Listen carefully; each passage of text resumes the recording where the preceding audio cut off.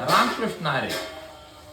पहिली सुरुवातीच्या काळात 13व्या शतकात जर बघितलं आपण, ज्ञानोबा माऊली, संत मंडळी ज्यावेळी संत ज्ञानेश्वर माऊली, त्यावेळी मंदिरं ही गावाच्या बाहेर असायची, वेशीवर असायची. का तर निगेटिव्ह विचार किंवा आणि ते असं वाईट विचार ह्याचं बाहेरून आलेल्या लोकांतून हे वाईट विचार काय कोणी गावामध्ये जाऊ नये.